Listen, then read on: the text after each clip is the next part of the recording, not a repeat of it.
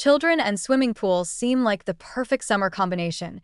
Giggles, floaties, sunscreen-slathered noses. But lurking beneath all that innocent splashing is a not-so-cute reality. Kids are, hands down, the biggest risk factor for spreading waterborne germs in pools. Not because they're dirty little monsters, well, not always, but because their small bodies come with big biological liabilities. Between potty training failures, leaky swim diapers, and a general lack of personal hygiene awareness, children unknowingly introduce a microbiological nightmare into recreational waters. And once those germs are in the water, it's game over for everyone doing the backstroke nearby. Let's start with the obvious issue: toilet training. The under 5 crowd is still working out the finer points of bladder control. Ask any parent, and they'll tell you, when a toddler says they don't have to go, you've got about 45 seconds before disaster strikes. In a pool, these accidents don't just sit politely in one spot. Fecal matter, even in tiny amounts, disperses through the water faster than gossip in a middle school cafeteria. Worse still, many of these incidents are invisible.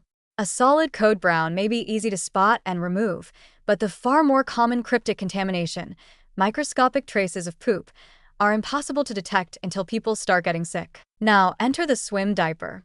Marketed like some kind of aquatic fortress, this little piece of stretchy fabric gives parents a false sense of security. The truth?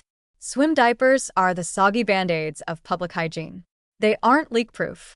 They don't filter out pathogens. At best, they hold back solids for a few precious moments, but everything else, liquids, bacteria, viruses, leaks out like gossip at a family reunion.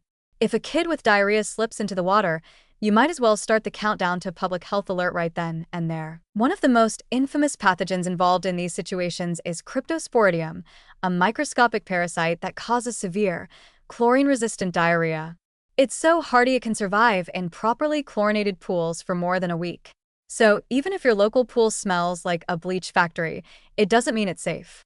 That strong chemical smell? It's not chlorine. It's chloramines, byproducts of chlorine reacting with all the sweat, pee, and body grime floating around. In other words, the more it smells like a pool, the worse off you probably are. Parents play a critical role in preventing this microbial mayhem, but many don't realize how easily illness spreads in pool environments. Keeping kids out of the water when they've recently had diarrhea isn't a suggestion, it's a necessity. Cryptosporidium can still be shed for up to 2 weeks after symptoms stop. A child who seems fine could still be acting as a biological sprinkler system. And yet, too often the attitude is, it's just a little poop, it's a pool, it'll be fine. Spoiler, it won't be. Then there's the lack of pre-swim showers. Pools post signs practically begging swimmers to rinse off before entering, and yet most people skip it, kids included.